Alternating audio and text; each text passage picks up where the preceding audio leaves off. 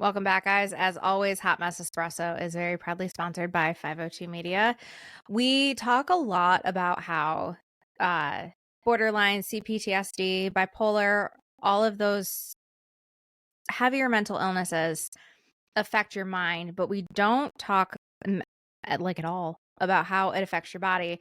And obviously, the body keeps score, all those fun things. But we have Clara Ritger on today, who is going to chit chat about that, her journey with medical PTSD, which I unfortunately also know a thing or two about, and her newsletter, Adventure to Awaken. What is up, Clara?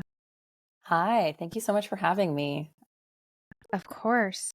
So, how did all of this start? So, in 2016, I was 24 years old and my appendix ruptured. Mm, Most people who get their appendix taken out mhm. do so before it ruptures from the pain. Right. I lived with that pain for about 11 months until it burst. Holy Yep. Okay. And then fast forward to 2022, 6 years later, and I was still, over the course of those 6 years, in and out of the hospital and doctor's offices with complications from that procedure, and various symptoms and things that would crop up that were related to the abdomen and digestion, but nobody could really figure out like why I was sick. So it Hmm. was a lot of doctors looking at me and over the years and being like, "You should be well, but you're Thanks. not, and we're not really sure how to help you." Right. Yeah. So, when did you finally get some form of a diagnosis? So to be honest, I never really did. Um, Hmm. in 2016, that same year, I actually was diagnosed with CPTSD, Hmm. but it wasn't ever connected to the physical illnesses that I was having. It Right. was a diagnosis I received when I sought therapy in the fallout from everything that sort of had happened in my personal life after that big Right. procedure. I was in the hospital for 17 days. Um, my family decided not to help me, and that sort of triggered this wait, am I am I missing something here? Do I need to look more at like where I came from in my childhood? And I did, Right. and ultimately I was given that diagnosis, but they were separate things over the years. Right. And it wasn't until I left everything behind, thinking I was going to die, basically. I didn't get like a you have 6 months to live, but Right. at the rate I was going, there was no Hmm. way that I was going to make it to retirement. Right. So I thought, what am I doing with my life? Like I want to see the world before I die, before it's too Right. late, before I have yet another surgery that just like Hmm. leaves me totally incapacitated. Hmm. And it was while I was traveling that I connected the dots. And as I started to heal my CPTSD on the road, the physical symptoms, all the pain, the bloating, the indigestion, the random like grippings of my stomach, like at every turn, just started to disappear. Right. Yeah, I mean, it makes perfect sense to me as somebody who is now technically CPTSD as well. When you start unpacking that stuff, that's when my back stopped hurting less. And as someone who has like chronic pain and things like that and multiple back surgeries, it was kind of crazy how I went from taking Advil like every single day, nonstop, to once I was like really in a space where I could start healing where I was at and things like that, is when my pain actually died off a little bit. Like I'm still in pain every day because, my back, but it's really insane to me how all of that pans out. I mean, the thing that baffles me is that we know the science behind this. Hmm. It's just that the medical system is not at all trauma informed. And on top of Right. that, we have completely separated the head from the rest of the body. We have said Hmm. that, psychologists and therapists exist in this world, and then the specialists who focus on the body exist in this other world. And there's nobody in the system that takes a patient and looks at them as a collective whole and connects the dots for them, you know? So, I mean, for me, you know, part of the reason I started talking about this and part of the reason I wound up writing a memoir and now I'm putting out this newsletter, is that I find it hard to believe that I was the only one. And I Right. wonder for how many other people who have these like chronic physical illnesses that like they can't explain. I wonder for how many people the root cause is PTSD or some form of trauma. You know, when the body is in fight or flight mode, Mhm. what is it not in? Rest and digest mode. Yep. Like it's so obvious now that I look at it that it's like, oh, no wonder I was having all these digestive issues. Right. But like, you know, and that's like that's like the basic science, right? But nobody was there to connect the dots. And we're seeing more and more research about this, more and more research about the connection between having a trauma diagnosis and chronic illness. Mhm. But even though the research is happening, it feels like, at least in my experience, it feels like it hasn't trickled down to the practitioners in a meaningful way that they can Right. point patients in the right direction. And I don't know why that is. I don't know if it's that they just haven't received the information yet, or if it just doesn't fit within their framework for providing care. If you think about it, like they want, I mean, and literally I've had a specialist say this to me, like, I'm here to do this. I can do this surgery. I can do this procedure, but like help you explore your trauma and remove, like, it's almost a little too esoteric for them, even though it is Yeah. grounded in science. Like they want to bill you for a quick fix. Like they Right. don't, but root cause, like it's like beyond the scope of practice, or perhaps it could be even just beyond the scope of like what insurance, like what they're able to do within the confines of how the insurance like billing system works. And Yeah. It could be an yeah, insurance thing because, I mean, mental health is barely covered by insurance. right. 9 times out of 10. And a lot of providers don't take insurance because there's too many hoops to it and they just want to provide care. But how did you start connecting those dots on things? Yeah. So, I mean, it certainly helped to already have the diagnosis, right? Right. So it was something that, like, as I started reflecting, you know, I was traveling, I was in the quiet. As I started sort of like reflecting on my experience, um, and reading. So actually, I listened to an audiobook while I was driving on the road, Mhm. about CPTSD, which had been on my list for many years. You know, it's like, you know how like therapists like say, oh, you might be interested in this, or people might recommend books and Right. you add it, but you never get around to it. And it was when I listened to that book that the author described the various ways that CPTSD like manifests in a person's life, and that like different people have different go-to trauma responses. And when he described the go-to trauma response for a flight type, Mhm. I literally had to pull over to the side of the road because I all of a sudden Yeah. was like, he just described me and what I thought was a unique personality. And what I now have realized is a trauma response. Like I was in the middle of traveling the world. Mhm. No wonder I was a flight type. And so it was that. And then this realization and sort of this knowing already in my body that I was tired. I had been traveling for 5 months, go, go, go, seeing all these things, but I wasn't feeling more like connected to myself, or I wasn't sure like where I was going.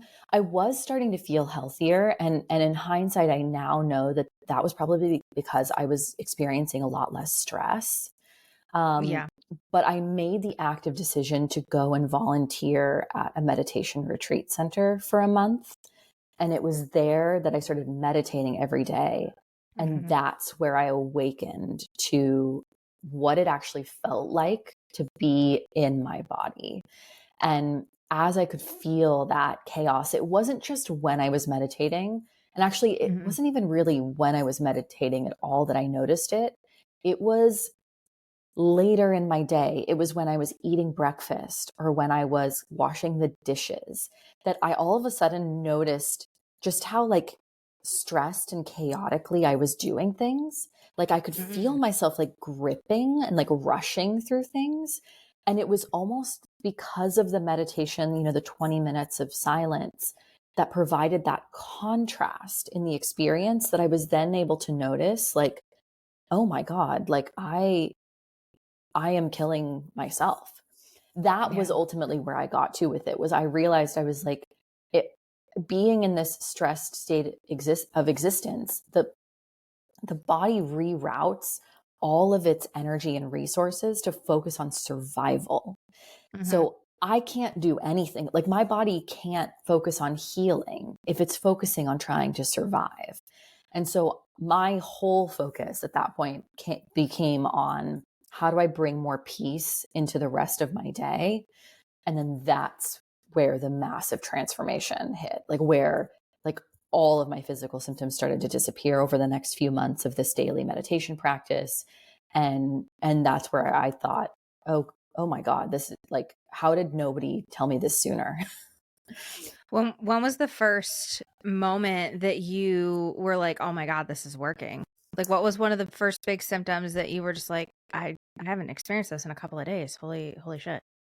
Yeah. So what I would say is that I never had a moment where I can tell you exactly the moment where I thought, "Oh my God, this is working." Right. Was so it's funny how, you know, it's not a light healing has never been a light switch for me. It's never been like Mhm. one day you all of a sudden you wake up healed, right? It's kind of a slow process. And then when Mhm. you reflect and, retrospect, you're like, wait, wow, it's been a while since I felt that way. Yeah. So it was towards the end. I wound up staying at the meditation center for about a month, and then I left, and then I came back for about 2 weeks. And I remember those 2 weeks, it was right after the holidays. I was connecting with like friends and family and just, chatting. And somebody had asked me, how's your health?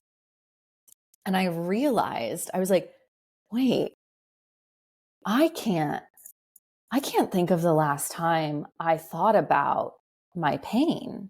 Because for me, pain in my digestion, pain in my abdomen was like a daily presence for me. I was Mm. constantly aware of what I was eating, how it made me feel. I couldn't go a day without my like stomach making itself known to me, like that general region of my Yeah. body.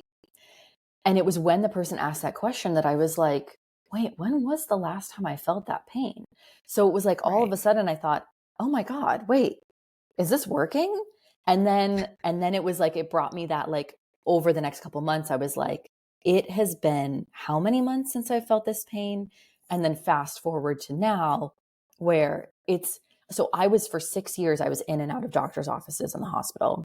Ugh, It's now been 3 years since the last time I went to a doctor with inexplicable abdominal. that is so crazy.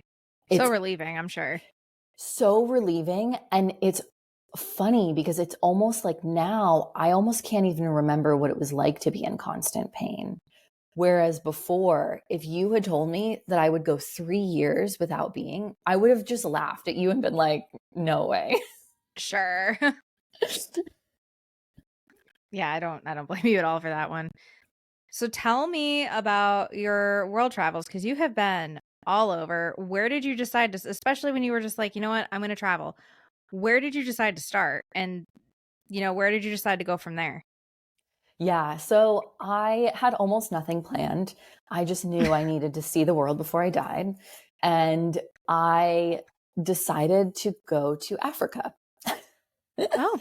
So yeah, it was a part of the world I'd never been to. I Mm-hmm. made a list of all of I was really thinking, I kind of had this like sense that I needed to be in nature, that nature Mm-hmm. was the most like transformative, Yeah. um, yeah, place for me that it was, I was kind of burned out of people a little bit. Like, I think I think wrapped up in the trauma, right, is often this sense that you are very alone, that no one is coming to save you, and that you are exhausted by other people's energy because you are constantly on high alert, just trying to make sure that you're safe, right? Mhm. And so, even though I hadn't connected the dots to my health, I intuitively knew that I wanted to be in nature. And so when I made Right. kind of a list of all the natural things I wanted to see in the world, I realized that a lot of those things were in Africa. So I decided to backpack Africa for 5 months. Okay. I would not recommend that experience to anybody who has No. trauma. There's a lot going on there. It's a lot going on there. The wildlife Um, alone. the wildlife was the least of my concerns while I was there. Oh, We'll put it that goodness. way.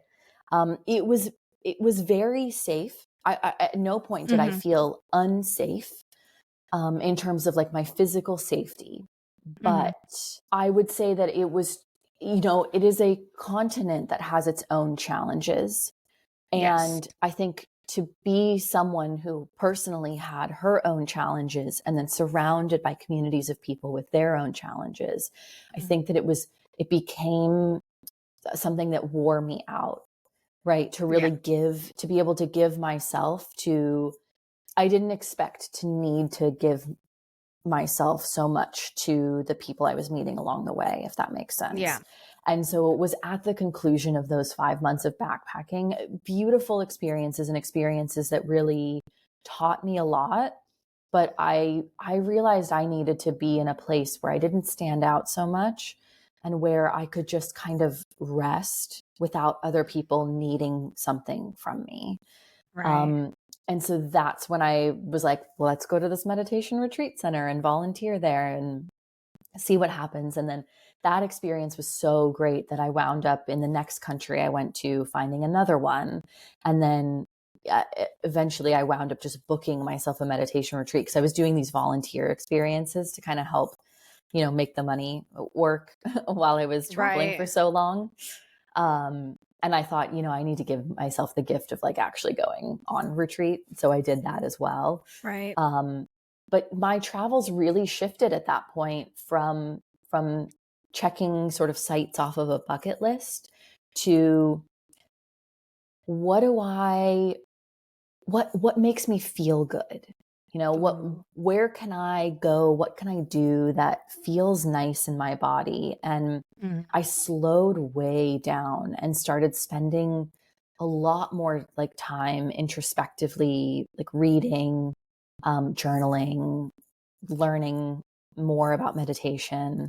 Um, and it wound up being that now I actually trained as a meditation teacher and a trauma informed coach with the sort of idea of bringing trauma informed meditation to people who need it, because something that I struggled with a lot was there's such a, and still struggle with it, but now I have my own answers, right? There's such an emphasis as I was exploring the meditation like world, such an Yeah. emphasis on connect to the greater whole, right? And we are Mhm. all one and it's all love here. But that is very boundary dissolving for a person who Yeah. already didn't really have strong enough boundaries. Mhm. That's what trauma ultimately, what trauma is and why it happens is that we either our boundaries were crossed because perhaps we didn't know what they were and we didn't communicate them, um, or we weren't in a safe space to communicate them even if we did know what they were. And I felt like it was not. I was like, wait, there is something here because the stillness and the peace is bringing me peace in my body and I'm healing, but like Right. the way you're teaching it and what you're preaching feels wrong to me. And so Yeah. how do we approach this in a more trauma informed way? So anyway, No, little I tangent. completely agree. That's kind of been my thing with meditation because everyone's like, you just open it all up. And I'm like, what if I don't want to? Like, what if I can't, like, I don't know, open whatever for whoever and give out the energy. Like, I need, no. Well, and the thing is that in a lot of these like conscious communities, Hmm. you'll find that like people often are like, greet you with hugs. And that is also not trauma informed. Like, I have had hugs taken from me. And Mm, until you have a hug taken from you, I don't think that you understand the difference between what it is like to give someone a hug and to take a hug. And yeah. in a community where they're like, "Oh, we hug here," it's like they're not creating a space for somebody who may find hugs to be boundary crossing to say, you know, I don't feel comfortable giving a hug. Um, I was in at one place where I, I felt violated from the way that somebody was giving me hugs. And so I Yeah. changed the way I decided. I was like, because we would do this every morning and it was like the way we started our day. And I was like, oh my God, I can't do this anymore. And so I was like, you know what? I'm taking a break from hugs. And it caused a huge stir. It was like, oh my God. And I was like, okay, this is the problem. This is part of the problem. Yeah. Like we are asking people to do things that are not within their boundaries just because they're within our boundaries. Like That's a big one. the quote that I heard somebody say, and I was like, this is so genius, is it's not treat others the way you want to be treated, because maybe you're totally fine with hugs. It's treat others the way they want to be treated. That is a consent forward, boundary respecting, trauma informed environment. Yeah. Well, I can be like a huggy person, but and I mean we're going specifically off of hugs here. I'm talking like any physical Totally. touch. But like I can be a huggy person if somebody asks first. If somebody's like, "Can I give you a hug?" It's like, "Oh my God, yeah." If people are just like I will probably bite. Like, no. Do not like ask me first. If it's almost always a yes. But like if you're just going to come in, I'm probably going to bite you. Yeah. Yeah. That's just like, Yeah. oh, you don't want to be bit? I don't want to be hugged without being asked. Sorry, not sorry, you know? And the thing is like, it doesn't matter what the boundary is. Hmm. It's, I just have generally found, and this is why I trained and started teaching, is Hmm. I have generally found that there is this weird emphasis on like ignoring what the body is telling you. Like you'll hear about like those meditation retreats where you're supposed to sit through the discomfort. Like that the discomfort is like your mind trying to distract you. Like, and I'm like, bro, like I have spent my whole life being uncomfortable in this body. Hmm. I am finally finding peace in my body. If my body does not like this meditation posture, I am not more spiritual because I am sitting in a meditation posture that hurts. In fact, I Yep. would argue that I am more spiritual because I am more in tune with my body and Hmm. making a choice to be comfortable when I change my position.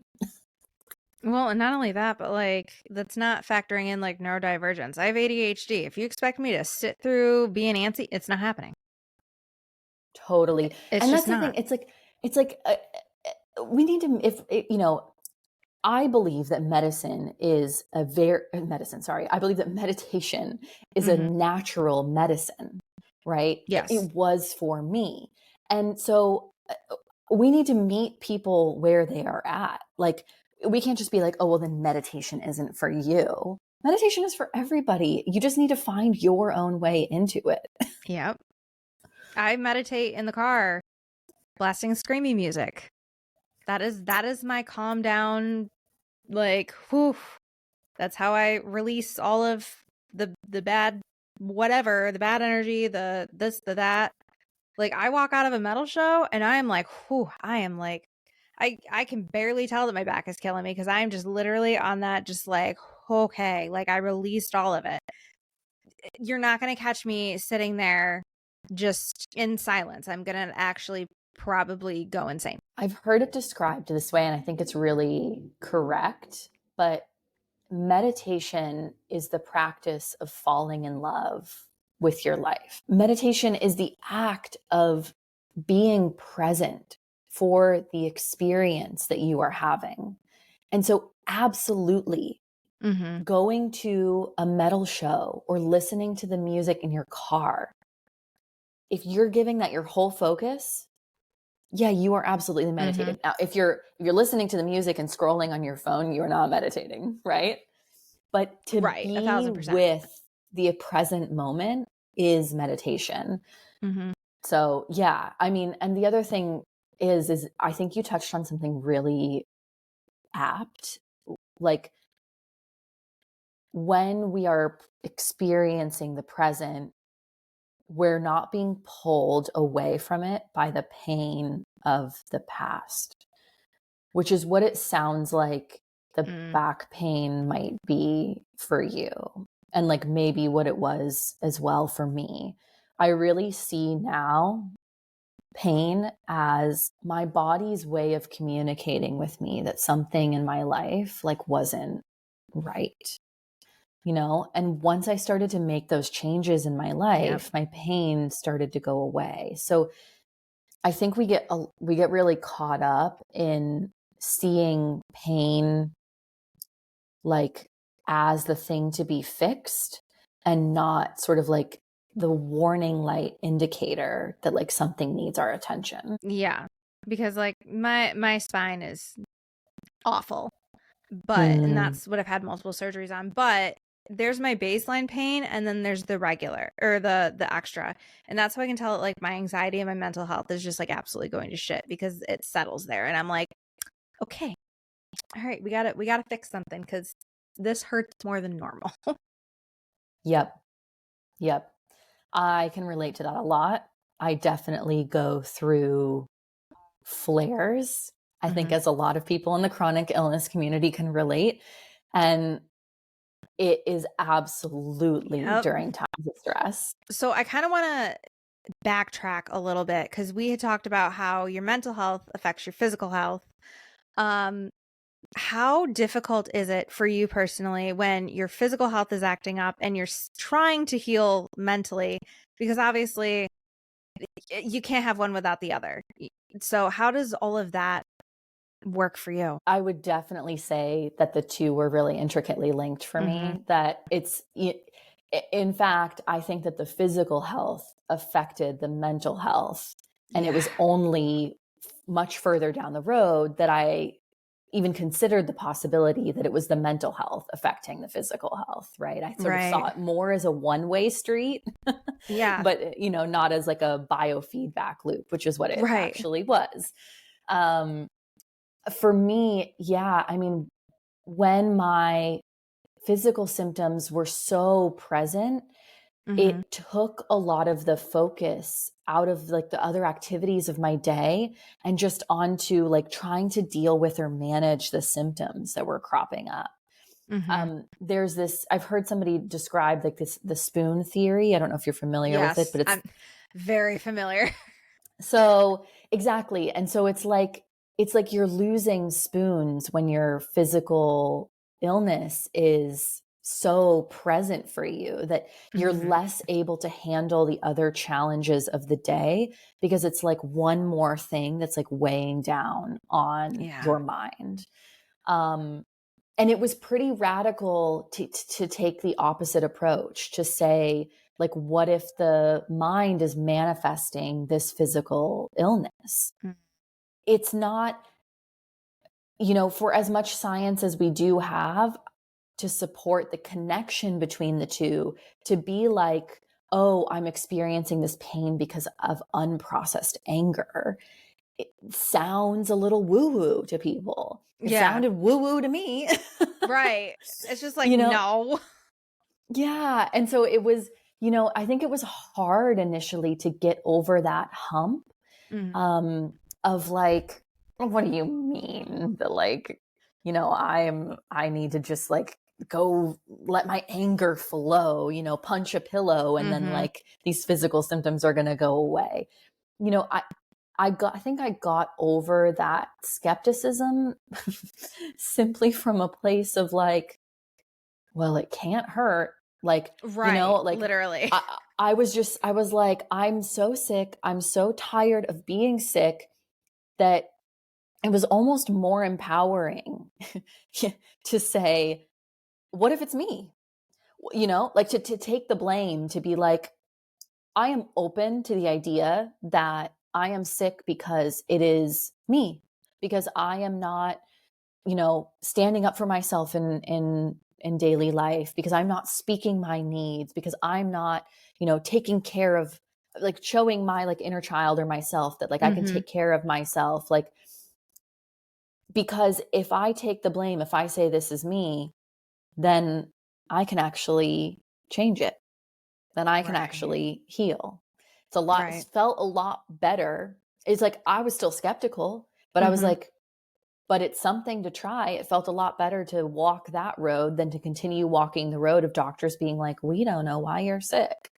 And Right. then ultimately, I did heal. And so that's why I'm like talking about it now, because I'm like, well, turns out Right. it worked for me. So it might work for you. And at the very least, you'll process some emotions and grief and trauma and that needed processing anyway. And even if you're still sick, even if you still have your chronic illness at the end of it, Mhm. you'll at least have better tools for like how to deal with like the weight of that on a daily basis.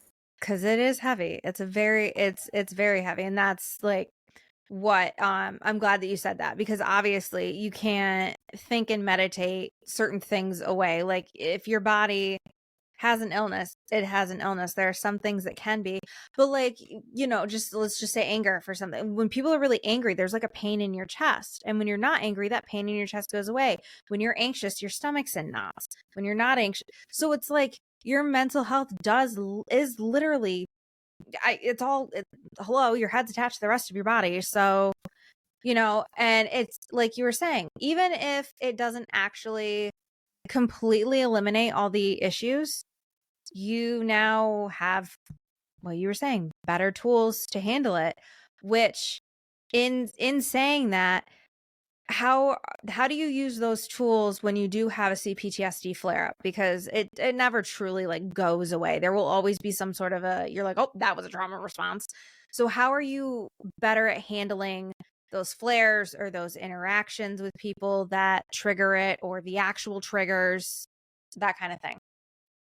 Totally. And this was something that I became very intimately acquainted with while I was traveling, Mhm. because, and I write about this more in my memoir. It's not out yet, looking for an agent to represent the book. But as I was traveling, people were coming into my life, total strangers, Mhm. who I was then observing a pattern of behavior with them, like interactions that we were having that mirrored interactions I had with people from my past.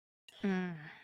And I was experiencing very active triggers to Mhm. these total strangers, as though they were the people from my past.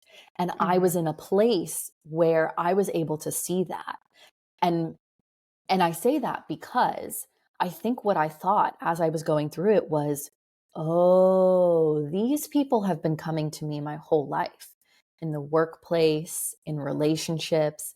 I'm only seeing it now while I'm traveling because I'm so far outside of my normal, and I'm Yeah. so far down this meditation journey that I can have this awareness of like, I'm traveling. Like, I should be fine. I should be relaxed. I should be happy. I should not care at all about these people, but I seem to Mhm. care a lot. So what is here? Mhm. So what worked for me in those moments in dealing with those individuals? Journaling has helped Oh. a lot. I highly recommend to anybody that has CPTSD or PTSD or any form of like trauma. I highly recommend journaling, Mhm. because our inner critics, that voice inside our mind that is like the arrested development voice narrating every Literally. moment of our day, right? That cynical, rude bee in my mind, Yep. makes it so that you enter these loops in your thought. And you wind up thinking the same 10 thoughts all day. And what journaling has done for me Yeah. is once I get those thoughts out on the page, it's like they've been heard, that my mind is like, oh, okay, I've been heard. Now we can think a new thought. And so Ooh. even if I'm still in that like inner critic nonsense, at Mhm. least we're like moving through it in some way. We're not Yeah. stuck. We're moving through whatever it needs to say that I'm doing wrong and hate on me and whatever, Mhm. to get further down the line. So journaling is one. Then, okay, it's like, okay, so now you've seen the thoughts on the page. How do you progress the thinking? I'm actually a really big fan of the work. It's where you start to question Byron Katie is so you look up Byron Katie and the work is what it's called, Okay. where you start to question the thought. Like, so the thought that's on the page, you're like, is that true? Mhm. Okay. How do I know that that's true? What would am I open to the idea that it isn't true, and who would I be without this thought? Or what other thought could I replace it with? How can I rewrite this to be more true? Right. And so you kind of just start like reworking the thoughts to get to a place, like I sort of said earlier, that feels good. Mhm.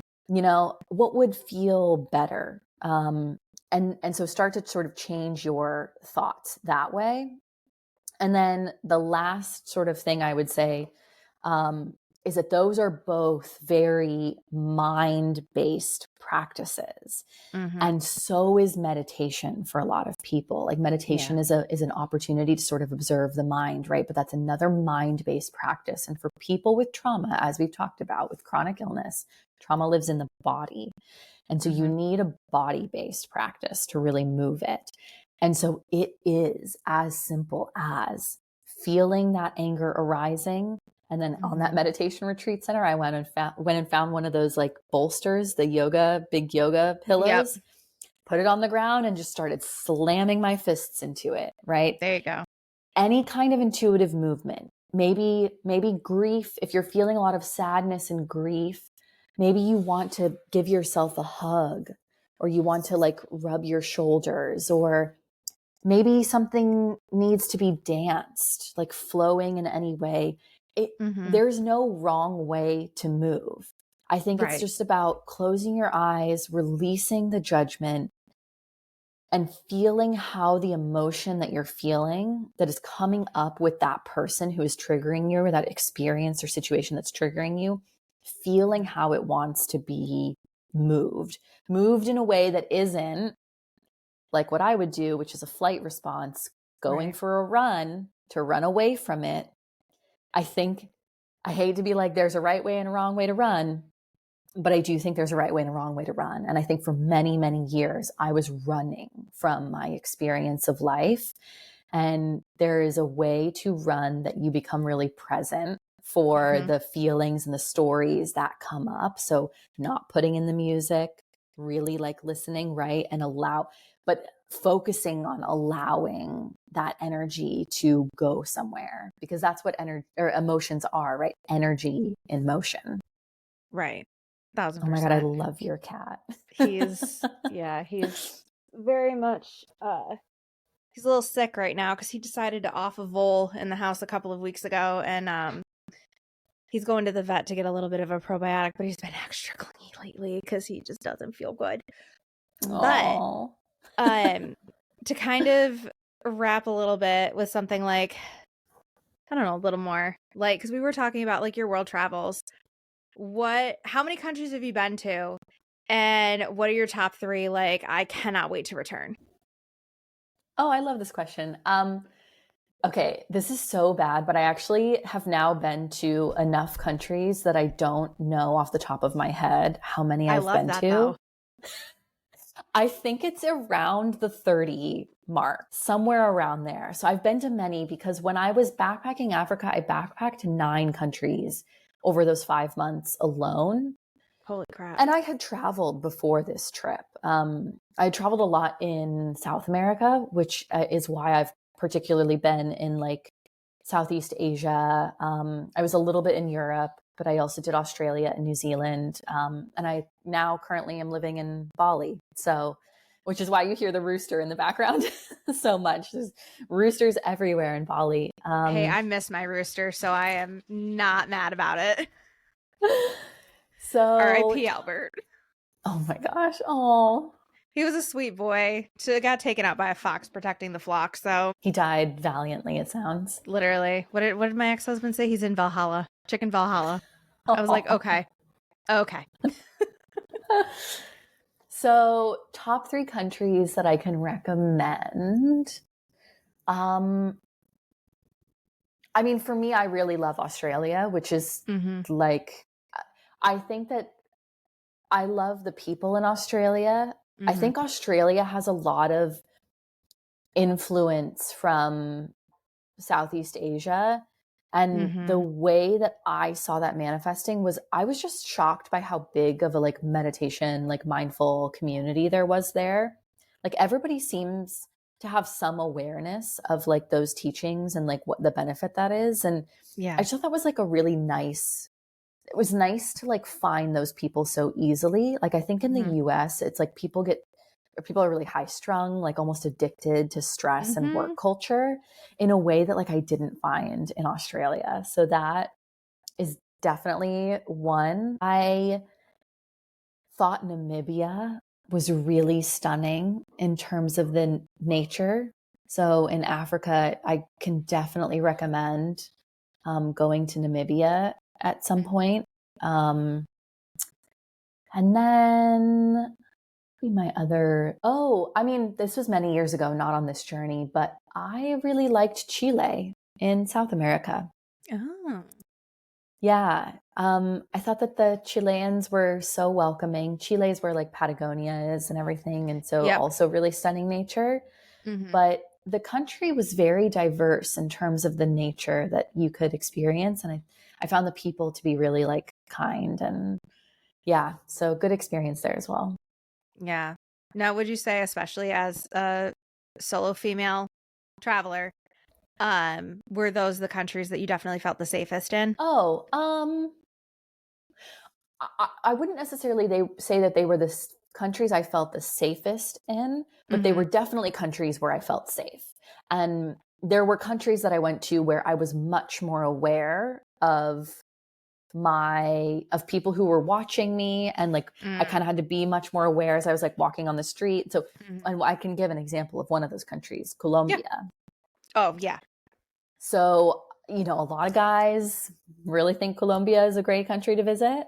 As a solo female traveler, I felt like I had to be way too aware of my surroundings to ever really get comfortable enough to enjoy my time there. Yeah.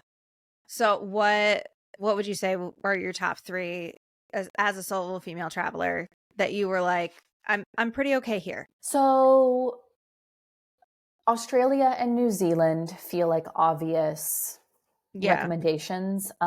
Bali is very easy as a solo travel destination. Honestly, Indonesia in general. I've been to some other Indonesian islands. Pretty easy as a solo female traveler.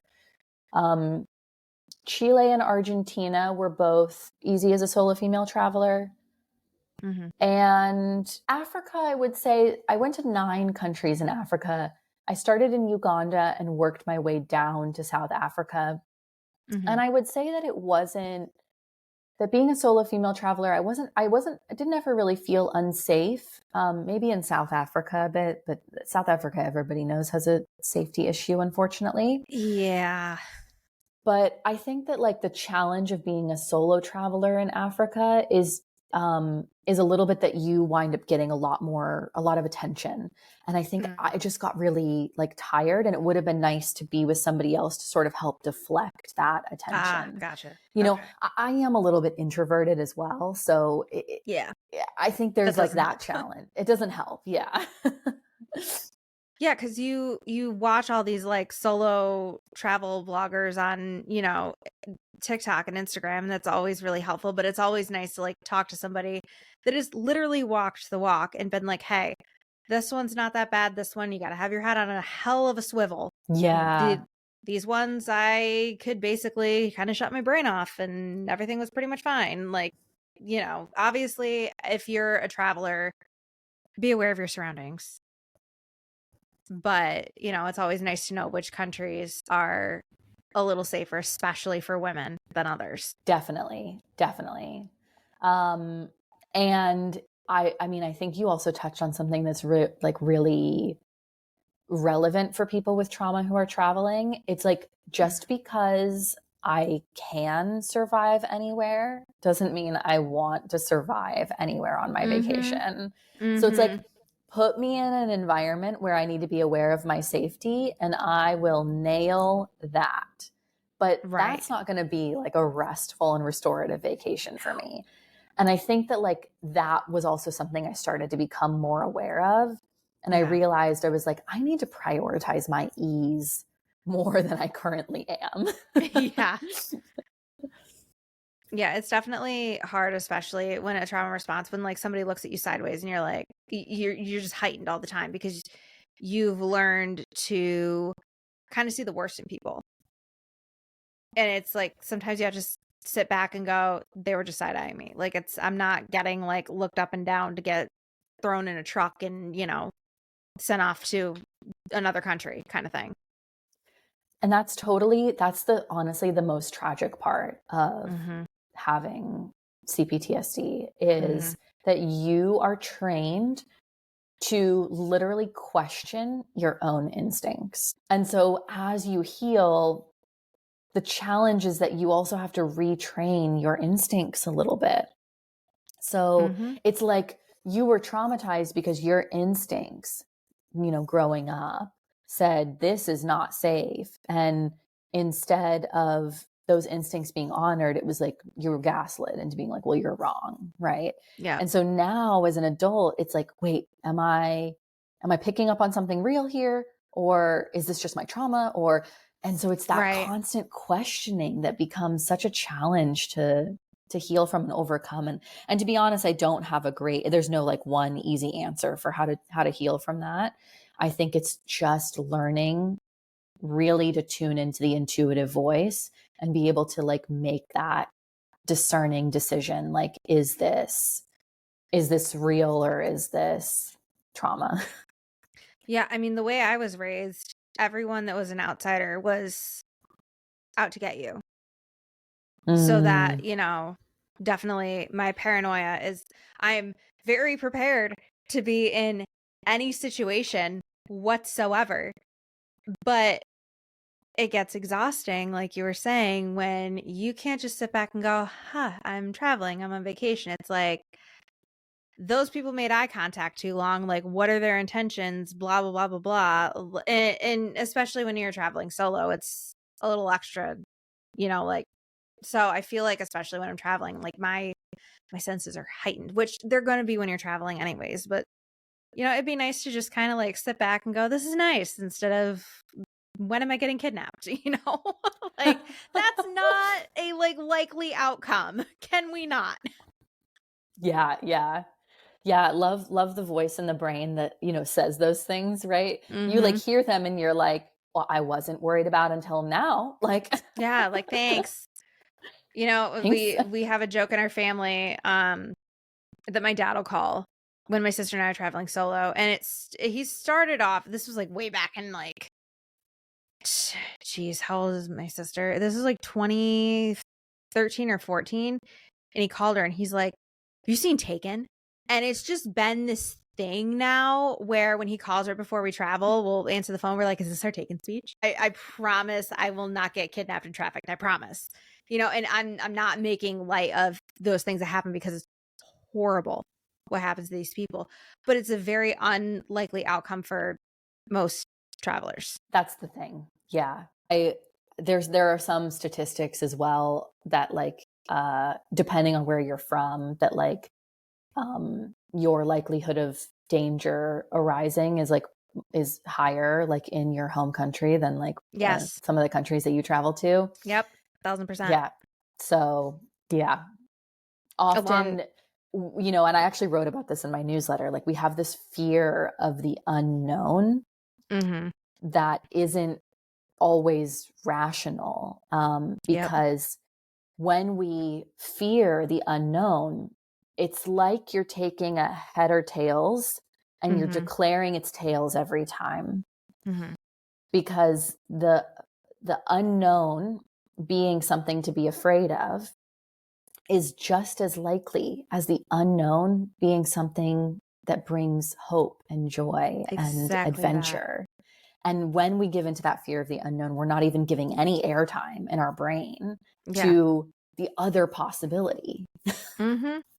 I just think that we've all kind of, especially in the US, we've been so inundated with, there was a flyer on my windshield, like it was a this scheme, it was a that scheme. So, when you go to other countries and you're traveling, it's like you think that it's 10 times where these people just want to live their lives, and, some people have nefarious like intentions, but for the most part, people just want to welcome travelers, and this is my country, this is my culture, like, enjoy it. Please don't shit all over it, basically. And that's literally that. hmm hmm That's Um, definitely been my experience. I've traveled so many countries and just met so many people who are just, either they like are just so proud of their country and they want to share it, or they're mhm, curious about like me and like where I come from and they want to learn from my experience. exactly. 1000%. Okay, so to wrap, when it comes to your travels, Yeah. what was the country that you like learned the most about the culture that, we wouldn't ever learned if you just stuck to your history books? And I know there's probably like all of them, but what was one that really stood out to you? It wasn't on this trip. It was on a previous trip, Mhm. but Vietnam. I Ooh. was, so I mean, they call it the American War there, right? It's not the Mm, Vietnam War in Vietnam, it's the American War. right. And I was floored by how kind the people were when they had no reason to be. Like they have every reason to be rude 1000%. and hateful to American tourists, and they're Mhm. not. And I went to some of the museums and like read sort of about their, version of history from the war, and then met the people and talked to the people there. And that was just a country that was like, almost made me cry, because I was like, wow, like this is like an entire population of people that has like figured out how to move forward from a very objectively traumatic event, Yes. um, in a way that I found really beautiful. So yeah, Vietnam. Yeah. Well, Clara, thank you so much for coming on. Where can we find you on Instagram, and how do we sign up for the newsletter? Yeah. So on Instagram and Threads, it's at Clara Ritger. So first and last name. And then my newsletter is Mhm. adventuretoawaken.com. So you can sign up there. But also, what I would love to share with all of you is I made a 56-page free solo retreat guide. Oh, So, as I've been talking about in this episode, like I healed by basically building my own sort of meditation retreat. mhm. Reading different texts, engaging with my mind and my body in new ways. And I think that a lot of people get daunted, and I did too, by like the $5,000 price tag on this like Bali Yeah. retreat. And like, don't get me wrong, Mhm. like I'm all for like a lovely, vibey like retreat. But like, if you Mhm. don't have $5,000 to drop on a retreat, like, so healing isn't for you, like, you can't access healing. Right. So I spent like a couple of weeks making this resource, mostly just because I was like, I don't want money to be a barrier for people. Mhm. Like, if you're interested in this, here's how you can get started. So it guides you through like 5 days of programming. It even like tells you like, here's how to pick like a low cost place to do it, like an Airbnb or like a retreat center off season or whatever. But like the Mhm. resource itself is totally free. It's like everything you need to take yourself on, like, dabble in a little healing retreat. So if Ugh, you love that. are exhausted from traveling and being on alert, or if you're just curious about the mind body connection and you want to give it a go, that resource is at adventure2awaken.com/solo retreat guide. So maybe we'll put that in the We absolutely will. description. Yeah, Yep, cool. everything will get linked below, and it'll get linked on the Instagram. So, again, thank you so much. This has been so fun and so enlightening, and I now well, I've always wanted to travel the world, but now I've got kind of a list of where I definitely need to go. Oh, I'm so glad. Yeah. And if you need any more recommendations, you know where to find me. And Oh, yeah. feel free, anybody who's listening, DM me as well. I'm like happy to chat anytime. So thank you for having me on the podcast. It was a lovely conversation.